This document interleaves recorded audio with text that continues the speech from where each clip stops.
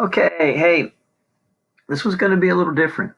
Bob invests 50,000 at 8% annual interest. How long in years must Bob wait for his investment to reach $1,000,000 if interest is compounded continuously? So this is what I call my PERT formula here. Principal e to the RT because it's continuous. So first we're going to plug in some stuff. So first off, we're going to plug in a sense, our e is 0.08 on this one. So 1 million equals to 50,000 equals e to the 0.08 t. We're going to try to find t in time. And the way we do this is basically, this is how our equation sets up.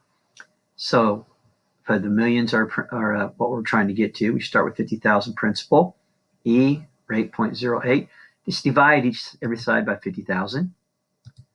So basically we have 20 equals e to the RT. And how do you get rid of e? Of course, with ln. Those that have watched one of those other videos. So then we're going to, in a sense, that gets rid of the e, and the natural log of 20 is 2.996. So I'm going to divide that by 0.08, and we find then that 37.45 years is the actual answer for how long it will take for interest at 8% for $50,000 to get to $1,000,000. Wow. Wow. 37 years. Well, if you can put $50,000 away when you're 20, well, by the time you retire, even before you retire, you'll be a millionaire. Okay. So now we have this question here. Mandy bought a desktop computer system, started a business from her home for $3,000. It's expected to depreciate rate is 10% per year. After how many years will the value of her home computer system approximate to $1,750? All right. Well, first off, we have our formula, y equals a, b, x for we need to write an equation. So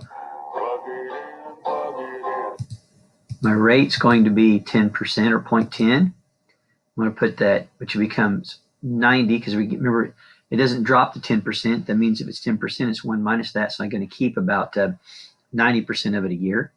So I'm going to put 0.90 in there. My starting point was 3,000, and I want to find out when it equals 1,750. All right.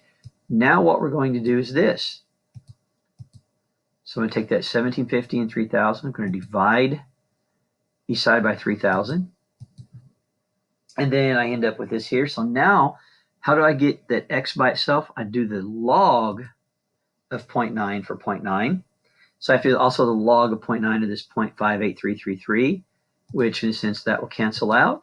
And the log at 0.58333 of 0.9 is 5.12.